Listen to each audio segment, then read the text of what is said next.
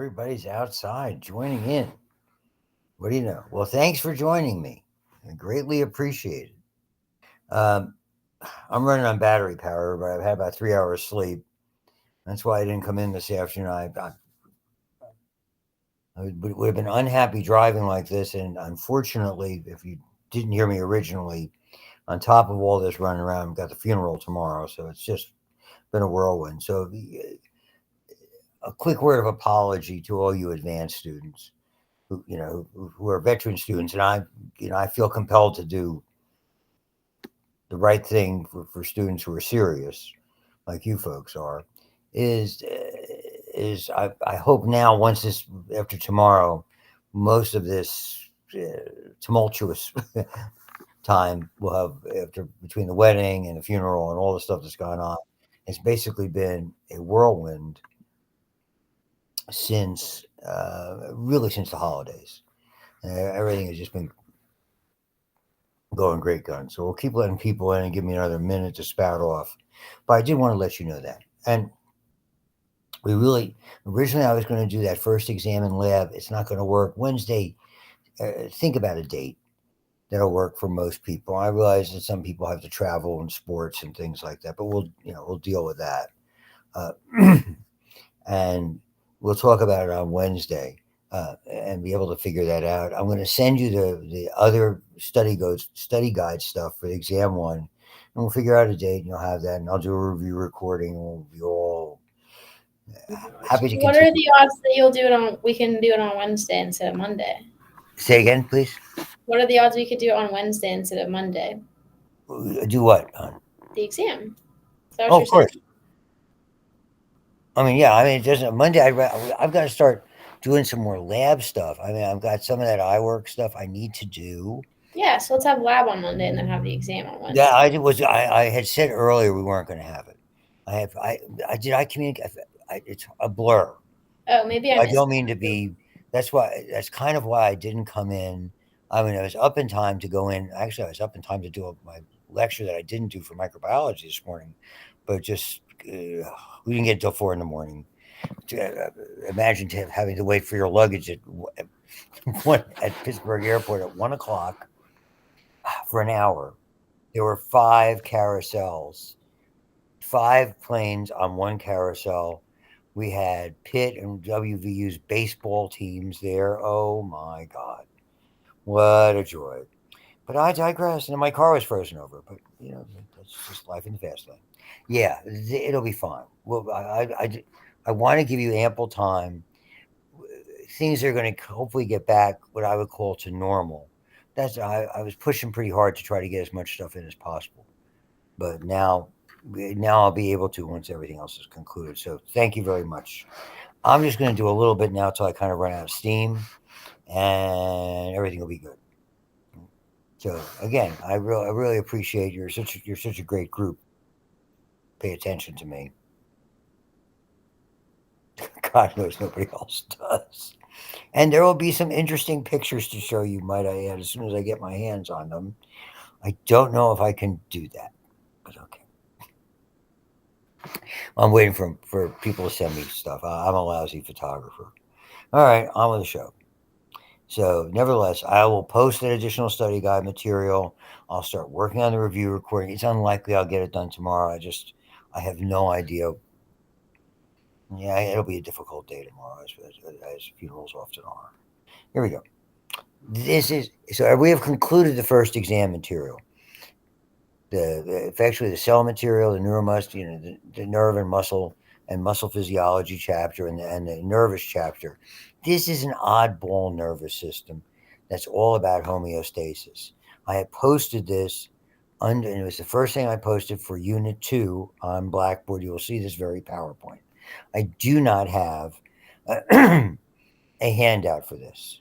For the next two sections of it, which are endocrine and blood, I do have handouts, so I have already outlines for those chapters. I will get working on making sure those are posted and available to you. Not a problem. We do the endocrine next, which is the next major control, which is really the last of the series of control systems. It's quite possible that it may just, for the sake of expediency, just have those two chapters for an exam. I typically do blood with the heart and blood pressure, and and then I dedicate whatever is kind of left over after that to immune. I do immune and blood pressure, and then respiratory, digestive, urinary, repro for the final, kind of like we did in A&P. And I beg your pardon, in advanced anatomy. So I'll move show. So this is the autonomic nervous system, automatic, whatever you want to judge it as. This is homeostasis 101. So it's really what it's all about. It's relatively simple anatomically. It's effectively purely a physiological system. Technically, it is part of the peripheral nervous system, and it is a motor division. It's the motor division that goes to the organs. I always think that's a misnomer because there's a certain amount of sensory information that even they're viewing it as homeostasis, that motor nerves are basically impacting organs or telling organs to make certain adjustments to develop homeostasis. I understand that. We sort of ignore the sensory elements because they're probably not really in the organs per se. The organs are just producing chemicals, neurochemicals, to do the job. You're going to see it. How do we impact this system? Medications. Okay, tremendous amount of medications for blood pressure, for heart, all go through this system. The other way we impact this system, probably more efficiently, at least I think these days, is with lifestyle changes, diet, exercise, better controls, all of those kinds of things. It's very relevant, and it was relevant to where I just was and was able to be more active than I probably had a right to be if I hadn't changed my lifestyle. Nevertheless, consists of motor nerves. They innervate smooth muscles, the heart. So all those hollow tubes, blood vessels, respiratory, kidney, regenerative urinary, glands everywhere. And effectively, it's making this series of adjustments and that control homeostasis and maintain our body. And when it talks about diverting blood, and adjusting heart rate and blood pressure, digestion, etc., without our consciously controlling it or involuntary or general visceral motor, all the same thing. Technically, it's called autonomic. A lot of people just call it automatic. Its goal is homeostasis, and perhaps more importantly, okay, uh, I think you can easily understand it if you understand the concept of fight or flight, which I have talked about a little bit. Fight or flight is our body's response to an emergency situation. We manifest that. Sometimes we do it just by starting an activity. Okay, if all of a sudden you get up and run to get the door, or you think of some aspect where you even started a physical activity, to some extent you're starting to generate a little bit of fight or flight. Even as your body's getting prepared, you go to the gym, you walk in the door of the gym, your heart rate starts to go up a little bit. You're beginning to shunt blood to your muscles. There's a preparatory stage. But when you talk about fight or flight is as close to pure sympathetic activity as anything is, and the opposite of it is pure parasympathetic activity. They don't exist. They are always intertwined, and it's this wonderful dynamic balance that we call homeostasis. Subtle adjustments that are constantly being made. I'm so it's so interesting to understand how it happens. So here it is. You've seen this diagram before. We get to the efferent or motor division. We're not going to muscles and joints. We're going to basically the glands, and we have two divisions. They co-supply nearly everything, but importantly, not everything. And the single most important thing to understand, what it does not supply, your blood vessels, whether they're loose, whether they're tight, whether they get tighter, whether they get looser, and in that way shunting blood where things are for demand. That's what fight or flight is about. We shunt effectively. We shunt blood and we shunt our resources to our heart and our skeletal muscles to cope with an emergency. And we take the blood away from places where we're not going to use it, principally digestive and genitourinary. This is accomplished by opening and closing blood vessels, just the way you would open and close doors. Okay, and effectively, all of the control of blood flow everywhere is under the command of the sympathetic division. It controls the smooth muscle of blood vessels. You just learned about smooth muscles in the muscle section before the nervous section. Their controls are, we do not have their controls. Certainly, impact, activity, lifestyle, we can impact it indirectly or through medication. But our body, it's all by way of the sympathetic nervous system. The single most important measure of that is the lower number of your blood pressure called your diastolic. It's called the resting tension in. So if you're 120 over 80, let's call that normal for argument's sake. That 80 is the resting tension in those blood vessels. If that starts to go up, and it does, we will as we get older because your vessels get more taut, it means they're increasing the pressure at rest, and that means your heart has to work just that little bit harder. The higher that number gets, the harder your heart has to work. And that's a problem. Okay. And when we get into it in the cardiovascular aspect, you begin to understand effectively when that heart has to work harder, it sets a chain reaction in motion that eventually sets people on a doomed path. And unfortunately, when we deal with high blood pressure, it's silent. So a lot of times, one of those deals you don't know it until it's very late or often too late. So it's a very very different thing. Okay, yeah, it has targets, it has certain pathways, it has neurotransmitters, just what we were talking about, but it's different.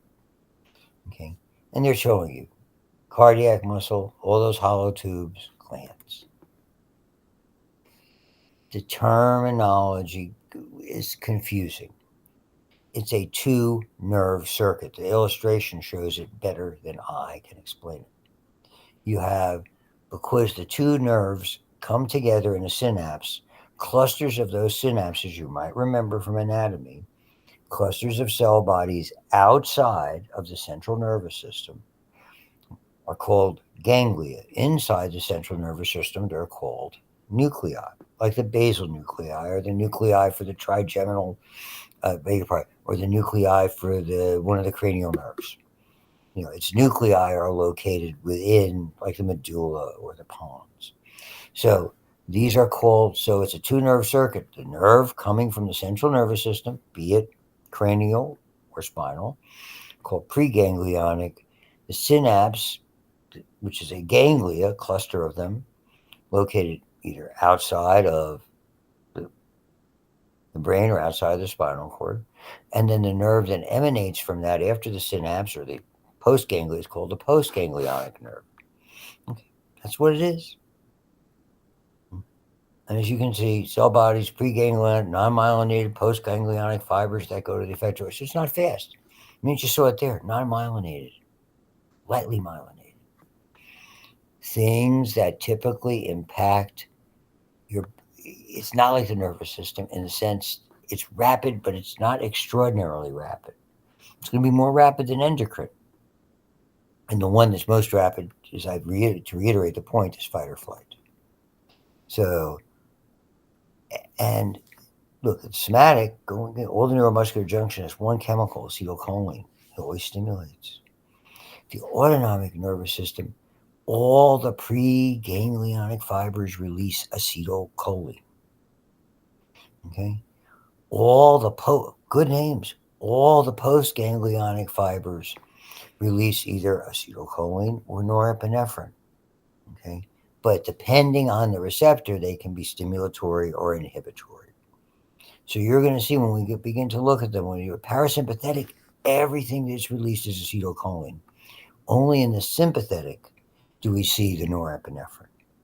So we don't have to, the neurotransmitter issue is not complex whatsoever. It's our old buddy acetylcholine. We know how that works by now. And norepinephrine, okay, just covered a little bit about it, and we're going to cover more about it because there's a lot of overlap. This is really the chapter where you get it. So overlapping, the higher brain centers play a role in coordination. A lot of spinal and cranial nerves have fibers of both. Okay. So you can see this, and this is what happens. Active muscles require more oxygen and glucose, so the autonomic nervous system speeds up heart rate and opens airways. That's kind of what happens in fight or flight. And if you want to think of it, what you're kind of doing a modification of fight or flight when you're that's we call it the action division. So you're doing a workout, you're up on the treadmill, the cross trainer, whatever you're doing. Yes, to be humorous again, I do actually know what those devices are. My wife insisted taking me to the gym where we were staying, so I got to look at the gym while she worked out. Now, there's the myelinated nerve, all good, skeletal muscle, happy dance. This is the circuit. The sympathetic circuit, preganglionic, postganglionic. Not worried about the myelin, just gives you an idea of the speed. Here's the ganglion, acetylcholine. Okay. The unique thing, there's one oddball in the sympathetic nervous system, and this is the oddball. It's the adrenal medulla. The adrenal medulla, people say, well, it's part of the gland, it's an endocrine system. It's endocrine because it gives off both epinephrine and norepinephrine and puts them into the bloodstream. You'll notice here, acetylcholine is given off at the preganglionic, at the postganglionic, and the sympathetic, it's norepinephrine, with one exception. That one exception is this.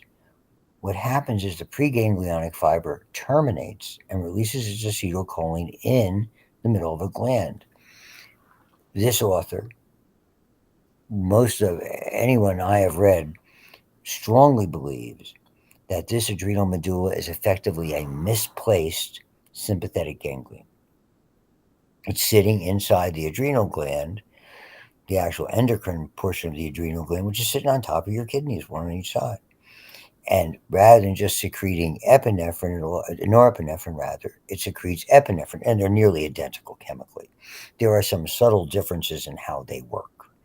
One is a little bit more prolonged in activity, one is a little bit less. We're not going to explore the difference. That's there. It's eminently look upable, by the way. And what happens then, why people think they were endocrine, meaning directly into the bloodstream, they release their chemicals directly into the bloodstream rather than at a specific receptor. And what this effectively does is it creates more profound long-term effects.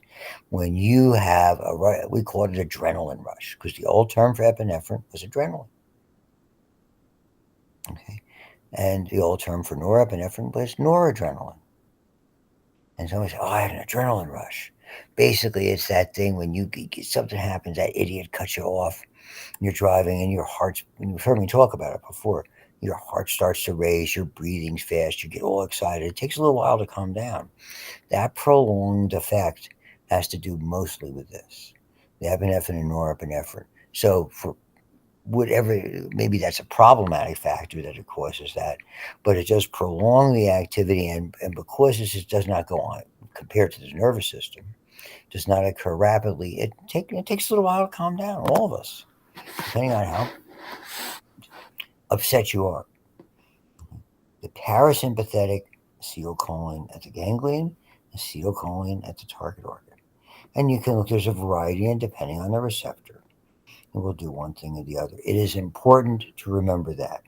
You will see shortly anatomically that the parasympathetic division, another name we call it is cranial sacral.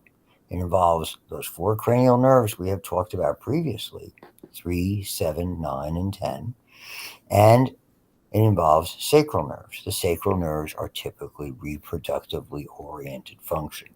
The cranial nerves have, are fairly specific, with one being, predominant, and that's going to be the vagus nerve. The sympathetic is called the thoracolumbar. Some people call it thoracodorsal system. It involves thoracic and lumbar nerves only. However, they go all over the place. So there's a lot of shared innervations, the way we describe it. It's called dual innervation. That's where homeostasis really gets its big play from. And so sitting there like most of you are,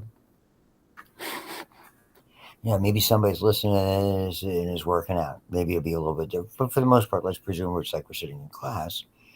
The parasympathetic division, maintenance division, conserves energy. We're sitting here, me sitting here, you sitting here, What's busy? Okay, our blood supply. We have some go into the heart, some go into the brain, some go into muscles, but the vast majority of our blood supply is, frankly, about half of it is going to digestive and genitourinary functions. That's the busy division. We're conserving energy for other, but we're just doing maintenance functions, if you want to think of it that way. That's what most of the time, if you get up first thing in the morning, you go to the bathroom. Why? Because your genitourinary, read that as urinary system, is busiest. Okay? Same thing. I mean, this is when we digest, the vast majority of the time we digest our food, we process it, we absorb it. Those are all maintenance type functions. So we're saving that energy to do those functions, while at the same time storing it just in case all of a sudden something happens. We have to jump up and get out of bed. We have to run and get something at the door. Something happens.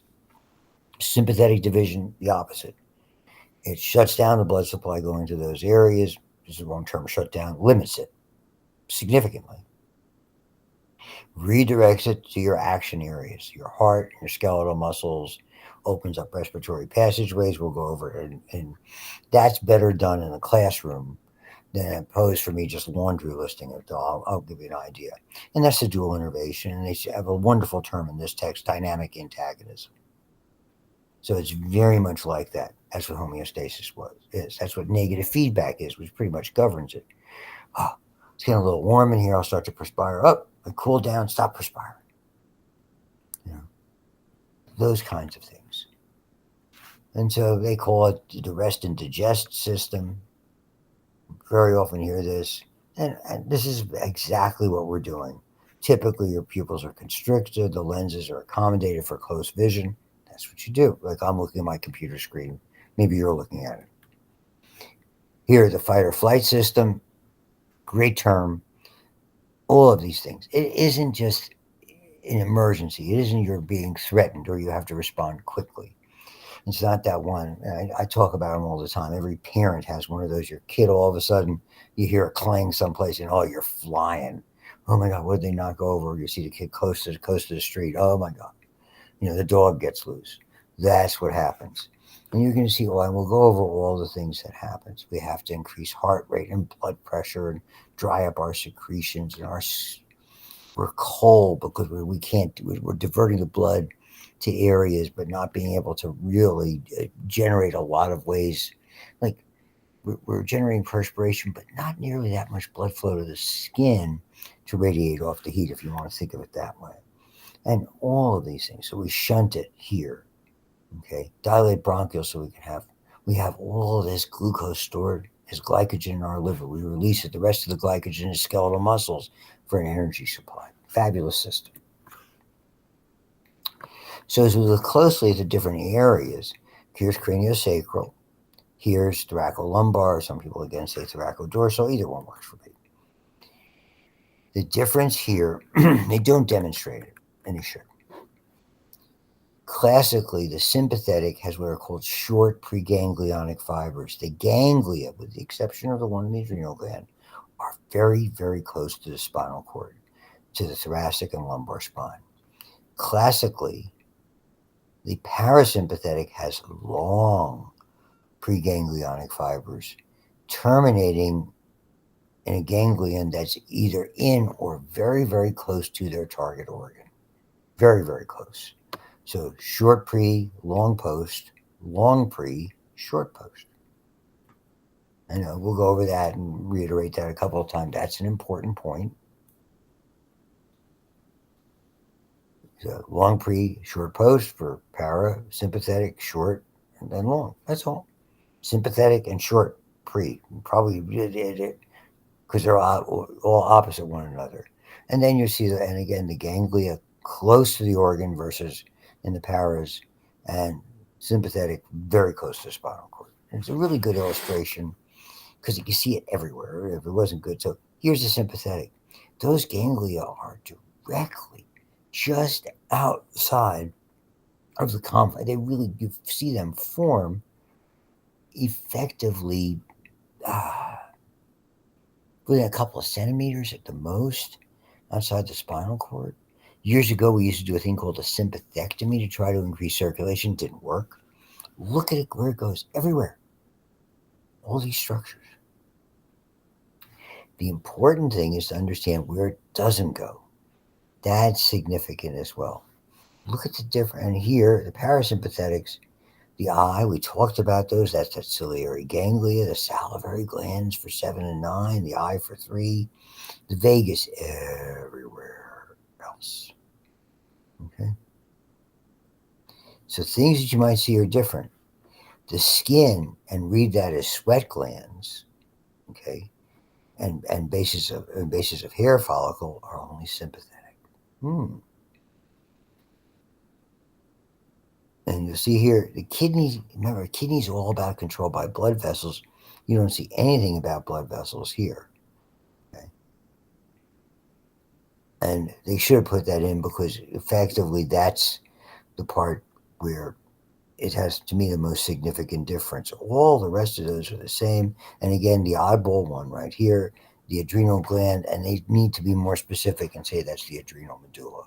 Again, that's the one sympathetic ganglia that's kind of far afield.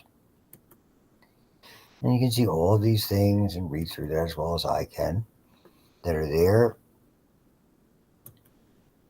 Same illustration. Little quick review. 3. Smooth muscle of the eye.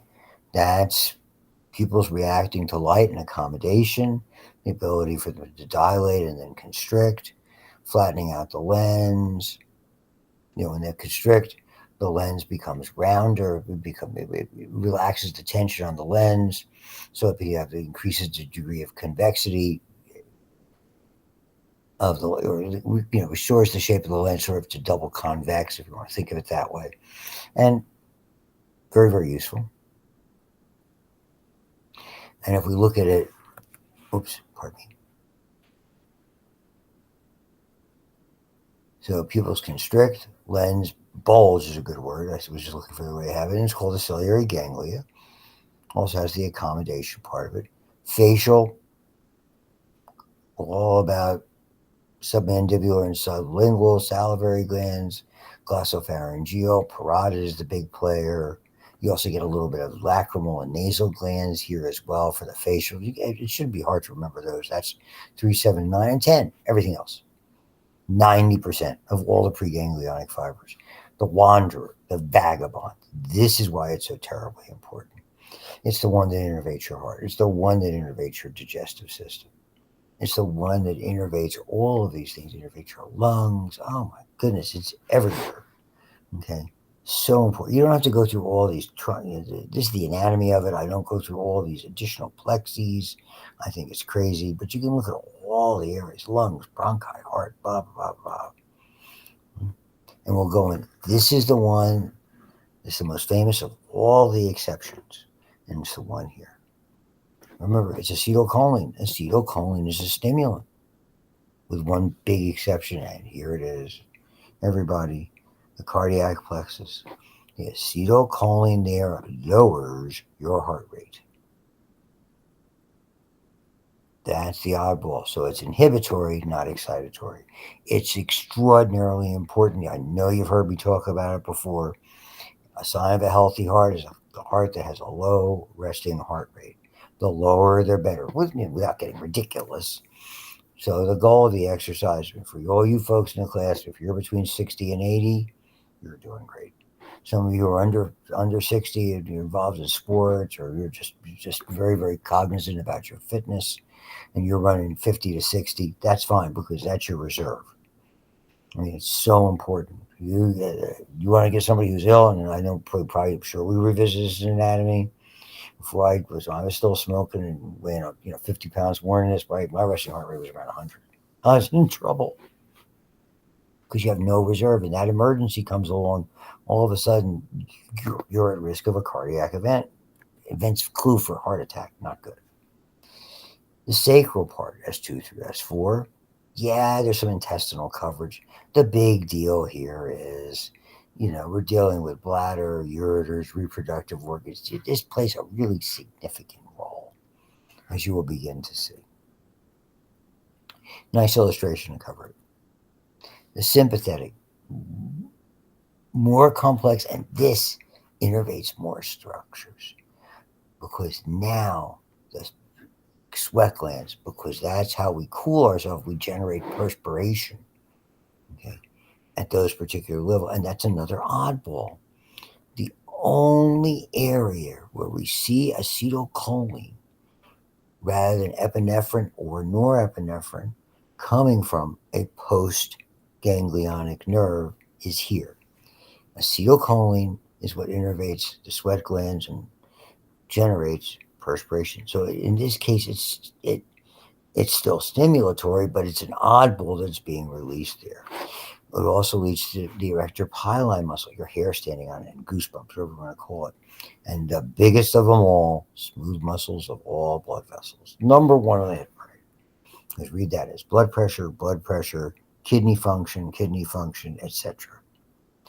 So here you are, T1 through roughly L2. And if you remember anatomically, the horns, you had a dorsal horn, a ventral horn, and in the thoracic area, you had these little bumps that protruded. If you go back and look at your spinal cord anatomy of gray matter, they're called lateral horns. Those lateral horns, did they have some motor fibers going as part of it going to intercostal muscles between in the ribs? Probably. But the big deal with the lateral horns in those areas was clearly this was sympathetic nervous system. Same illustration you saw before.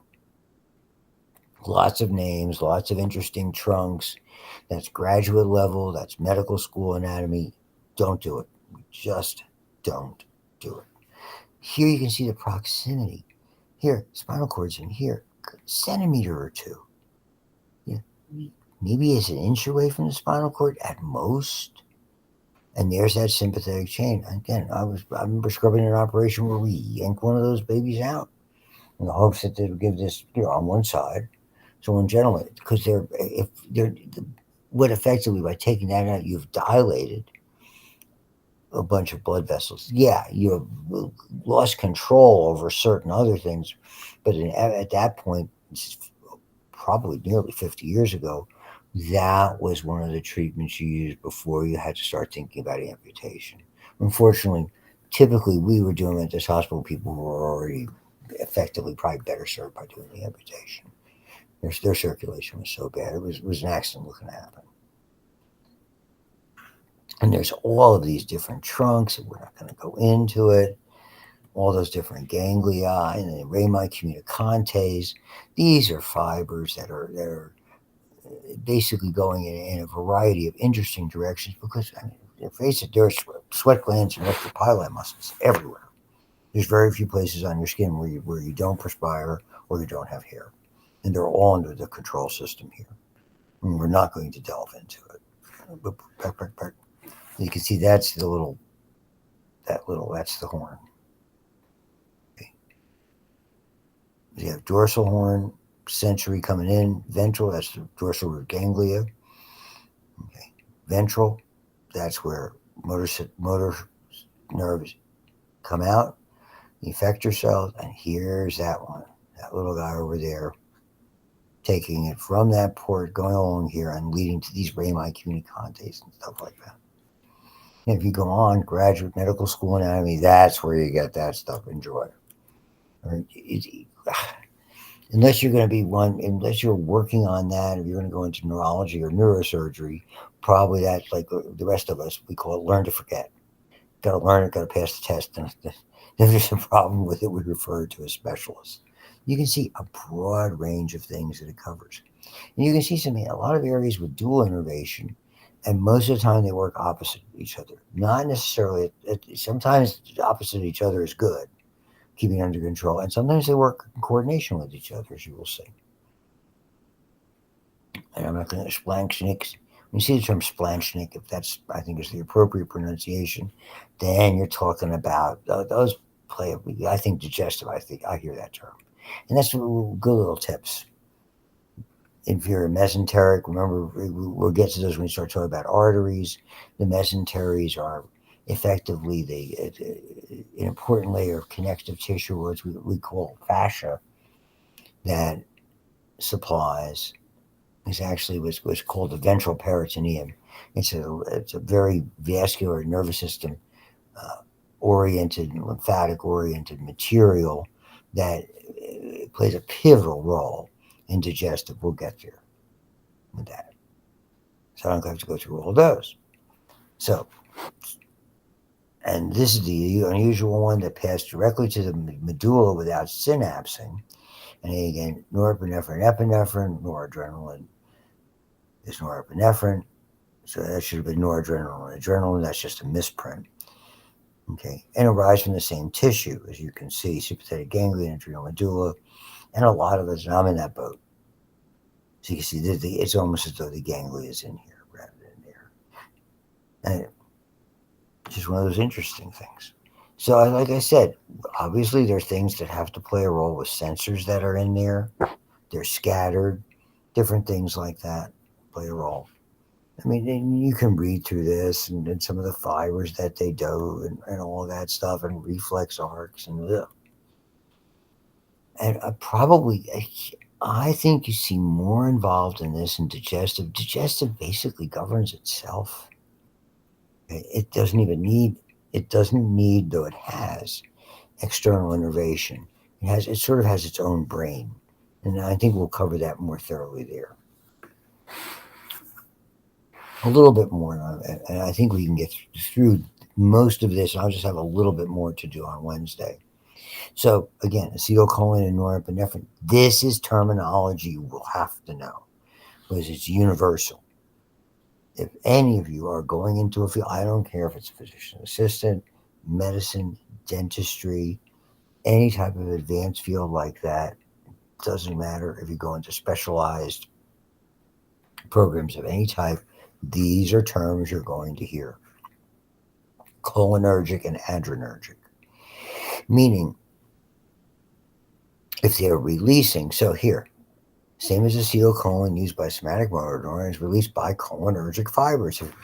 So cholinergic fibers are at the neuromuscular junction. That's the nerve going to the muscle. They're here too. All, big term, and autonomic nervous system preganglionics are cholinergics. All parasympathetic, all postganglionic cholinergic means they receive. And you're going to hear terms down the road like anticholinergics, agents that combat this. And we're not done yet. There's a lot of important terminology with a tremendous amount of pharmacological ramification. This is a big chapter to helping those who are going in that direction to understand some significance pharmacologically. And don't take this lightly. These are terms wherever you're going in your careers. If you go on to in one of these fields at graduate or professional school levels, the more you have some knowledge of the terminology, you're going to be able to understand. You're going to have a leg up on everybody else. Okay? When you're going to hear the terms sympathomimetic and sympatholytic, parasympathomimetic and parasympatholytic, we use them all the time. If you know them now, you're way ahead because a lot of people have trouble with this. So cholinergics release acetylcholine. Adrenaline was the old term. If they release norepinephrine, they're adrenergics. Period. Almost all sympathetic postganglionic cells, except one. Remember the exceptions. The default adrenergic, they release norepinephrine, except that bad boy, acetylcholine. The oddball again is what's coming out directly into the bloodstream of epinephrine and norepinephrine, and you just have to remember that oddball with the adrenal, what's called the adrenal medulla. The adrenal, not when we say the adrenal gland, that's the cortical portion or the outer portion. This is the adrenal medulla. Medulla is on the inside. So cholinergics and adrenergics. Same illustration you had before. That's a cholinergic. That's a cholinergic. That's a cholinergic. Okay. That's an adrenergic. Cholinergic, cholinergic. We're not done yet with confusion. Here it is. Two types of cholinergic bind acetylcholine. The ones that are at the juncture of the ganglia. Okay. The receptors on the postganglionic nerve are called nicotinic. That's right. They are named because when it was beginning to be studied, they had certain chemicals that were available. One they extracted from tobacco, nicotine. And that chemical was able to trigger all the basically the ganglionic fibers and basically all the post ganglionic fibers, whether it was sympathetic or parasympathetic, have nicotinic receptors. And indeed, nicotine, when somebody is vaping or smoking, they're triggering their sympathetic and both their parasympathetic and sympathetic nervous system. Imagine this. This is what we used to do. Take it from me, giant smoker, all time smoker. Okay. I was trying to get geared up for the test. I'd smoke a cigarette. Got me going. Sympathetic. Test was over and we, oh, thank goodness that's done. Got to calm down. Cigarette. Parasympathetic. Think of it. It's true. Names are drugs that bind them and mimic what they do. So nicotine mimics the acetylcholine effects. Muscarinic, okay, is a poison that's extracted from mushrooms, and it had that effect on the post ganglionic receptors in the parasympathetic system. So they are named muscarinics. So nicotinics, all postganglionic nerves, sympathetic and parasympathetic, hormone producing cells of the adrenal medulla, and good old muscle. At the nicotinic receptors is always stimulatory, very rapid, opens ion channels. We talked about that earlier. Muscarinic receptors effector cells by postganglionic cholinergic fibers. Okay? Effect on muscarinic receptors, either way, depends on the receptor. Binding to the cardiac muscle, talked about that, is the oddball. It slows the heart rate. Where binding to intestinal smooth muscle increases motility. That, you cannot forget that. The major place where we see inhibitory activity is on cardiac muscle cells, and it's all about heart rate, not about their contraction, heart rate. Okay, the same thing here. Increasing motility means how rapidly they're firing. So here, inhibitory, here, excitatory, a big one to remember. And I'm going to stop it here in the interest of time and saving my voice. Okay, it's 5 o'clock. I got to go get the dog out of camp powwow and all that good stuff. So we're going to talk next about alpha and beta receptors. These are really important if you're going into pharm and you have anything to do with pharmacology. You're going to be here sick and tired about alpha ones and beta twos and blah blah blah blah blah. That's part of it, as well as going into fight or flight in detail and going into the way things work together. It's probably a 2 lecture chapter, and this is the first of 2. So I will, with your kind permission, leave it there. If you have anything, just shoot me an email, everybody. It's been a pleasure talking to you. I have to get a lot of sleep. But if you're wondering, it was a wonderful time had by all. Thank goodness she's married. Goodbye.